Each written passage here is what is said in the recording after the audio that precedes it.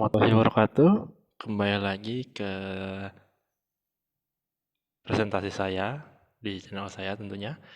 Ya, kita melanjutkan video yang sebelumnya tentang materi kerajaan Islam yang pertama. Sekarang kita masuk ke bagian kedua. Nah, sebagai pengingat kembali, ini adalah pembahasan kita tentang kerajaan-kerajaan Islam bercorak maritim ya, yang ada di Nusantara atau Indonesia. Nah, pada video terakhir itu kan kita membahas tentang Kerajaan Demak ya.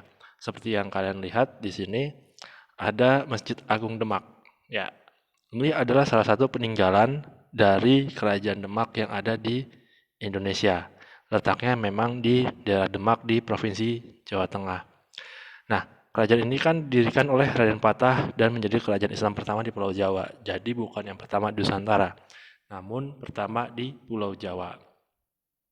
Kerajaan ini sesungguhnya berdiri ketika Majapahit sudah mengalami kemunduran secara politik dan ekonomi akibat dari konflik-konflik internal yang terjadi di lingkungan istana.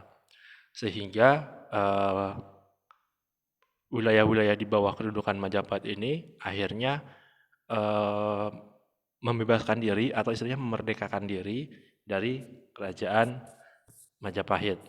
Nah, sedangkan kalau kita perhatikan, kita simak sendiri, Demak ini memang berada di pesisir utara. Jadi memang lokasinya tidak jauh dari pantai atau laut.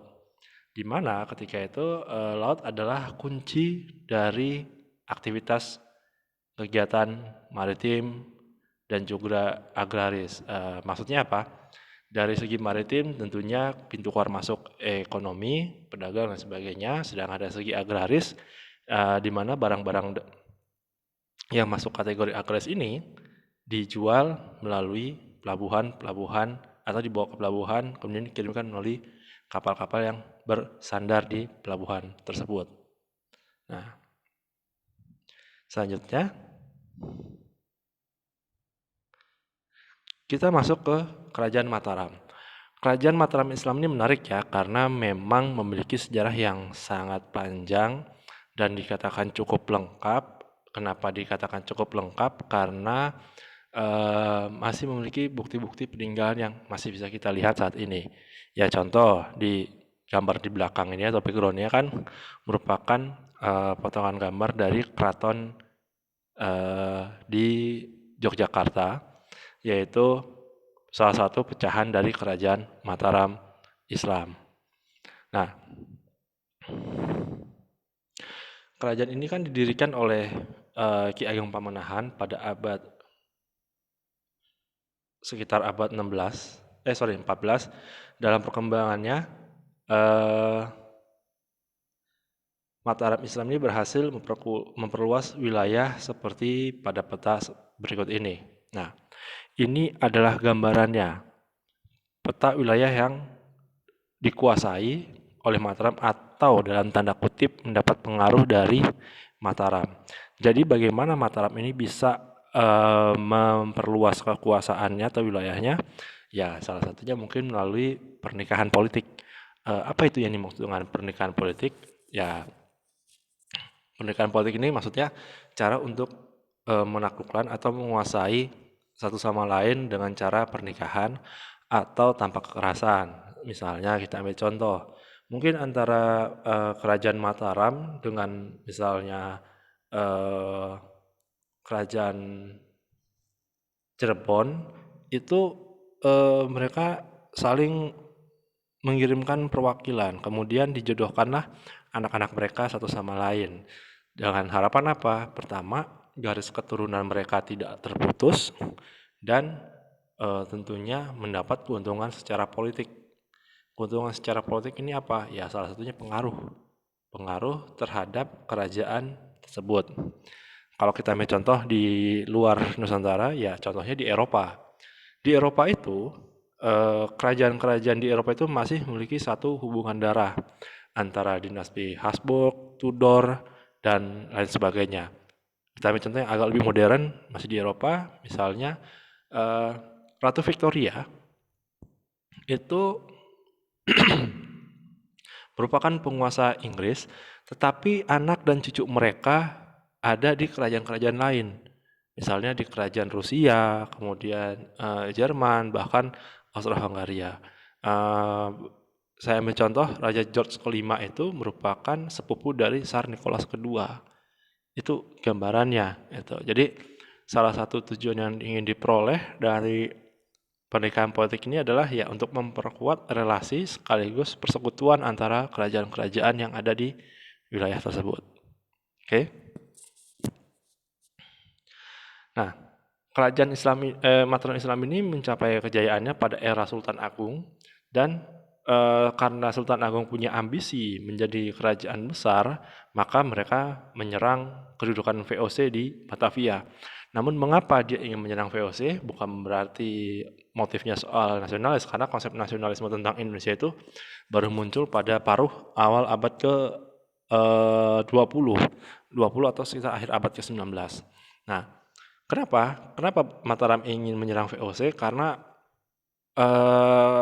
VOC ini sangat mengancam kedudukan Mataram secara ekonomi dan politik terhadap kerajaan-kerajaan di Pulau Jawa, seperti Cirebon maupun Banten misalnya. Nah, dengan cara tersebut, dengan adanya VOC tersebut, nah makanya Mataram menyerang Batavia dari 1628 sampai 1629. Namun sayangnya, penyerangan ini mengalami kegagalan disebabkan ya banyak faktor, mulai dari faktor logistik, kemudian penyakit, mungkin juga senjata dan taktik. Makanya bisa dibilang konsep perlawanan Indonesia terhadap penjajahan itu masih sifatnya kedaerahan, belum menemukan pada titik nasionalnya. Nah, Sultan Agung juga mempelopori pesatnya kebudayaan Mataram. Makanya kalau kita lihat pecahan Mataram ini nih ada Paku Alaman, Surakarta, Mangkunegara, dan Yogyakarta hari ini. Bagaimana itu bisa terpecah? Ya, kita simak saja nanti di materi Kerajaan Mataram di sejarah Indonesia.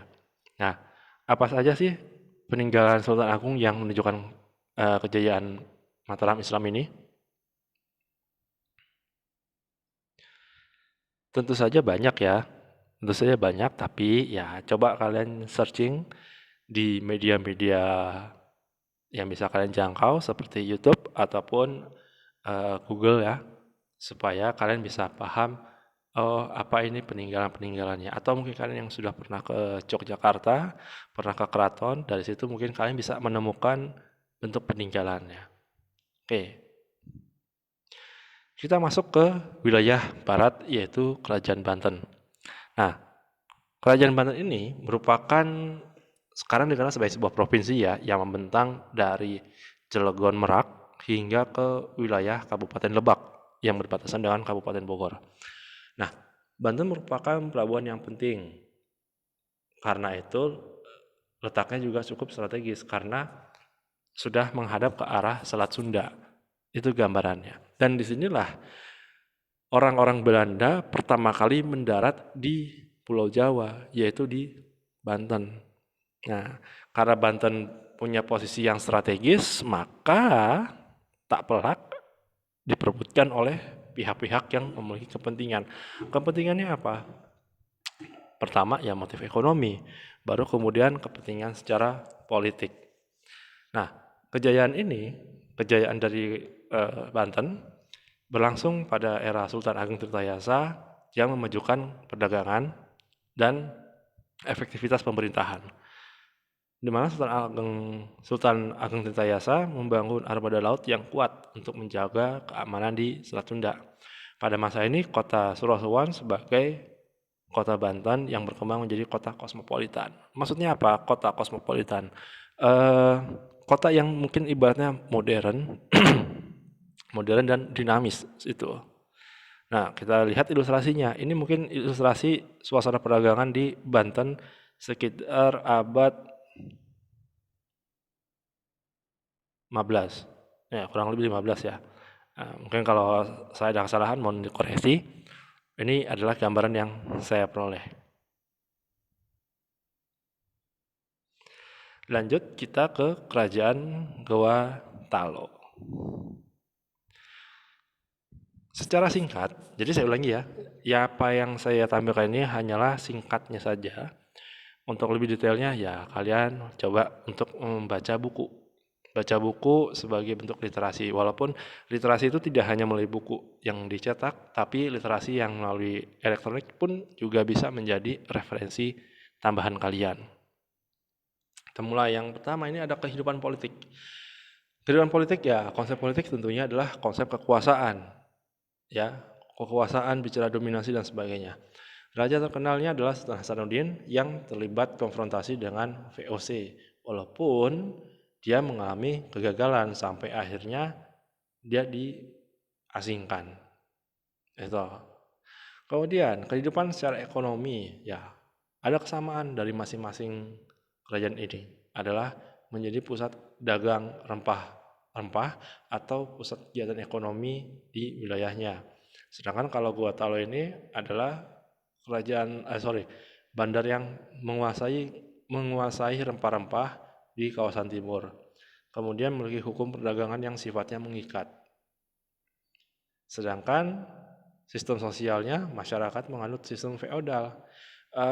Sistem feodal ini sebenarnya juga tidak hanya terjadi di Gua Talo ya, tapi di Pulau Jawa ataupun kerajaan-kerajaan lain juga seperti itu, memiliki sistem feodal. Jadi ada tuan tanah, kemudian ada istilahnya budaknya dan sebagainya, itu dikatakan demikian. Kalau ibaratkan feodal itu seperti one man show, ya, pertunjukan satu orang. Itu beda dengan era sekarang yang demokratis, di mana one man show itu sudah tidak berlaku ya, karena apa? Penilaian orang itu dinilai berdasarkan kemampuan. Itu. Oke, kita pindah ke Kalimantan.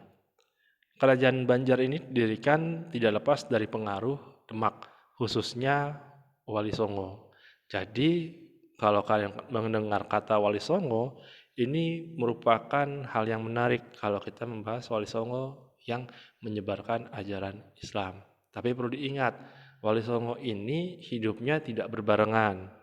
Ada yang menyatakan berbarengan atau tidak, tapi kan semua itu kembali kepada bukti-bukti sejarah. Raja terbesarnya adalah Sultan Musta'in Billah, sedangkan aktivitas ekonomi sama berada di tepi sungai, yaitu pesisir.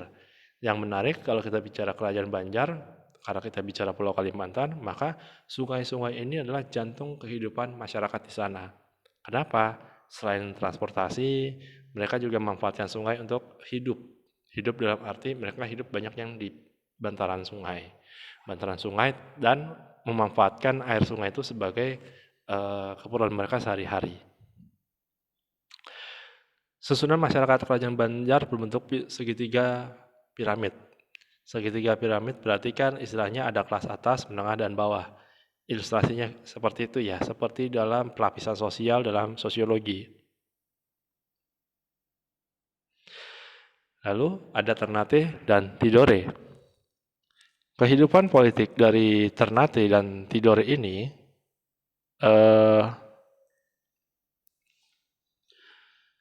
kehidupan politiknya merupakan dua kerajaan yang saling bersaing. Namun jangan salah, di kerajaan inilah masyarakat khususnya Nusantara mulai mengenal orang Eropa. Kenapa? Karena di kerajaan inilah Spanyol dan Portugis berhasil bertemu di pulau yang sama. Setelah mereka diperintahkan oleh Paus untuk berlayar dengan arah yang berlainan. Yang satu ke barat, yang satu ke timur mencari kitab suci. Oh bukan, itu Sun Gokong.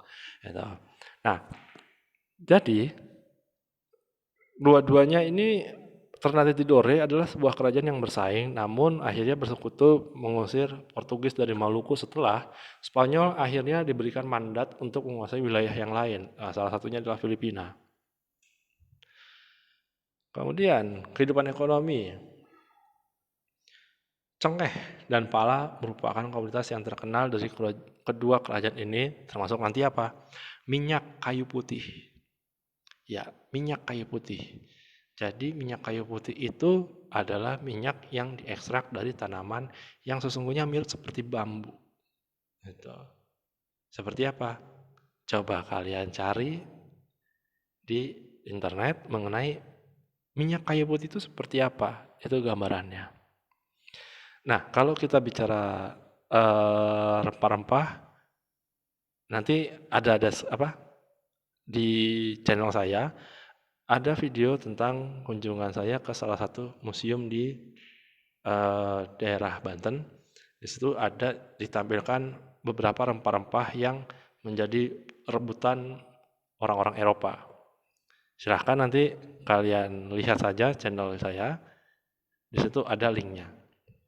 Kemudian kehidupan sosialnya, ya pertama menerapkan syariat Islam dengan melibatkan ya ulama kerajaan, kemudian menerapkan sikap toleransi terhadap pemeluk agama lain. Ya, ya sesuai dengan konsep Islam sebagai agama yang rahmatan lil alamin, di mana Islam itu menghormati pemeluk agama yang lain.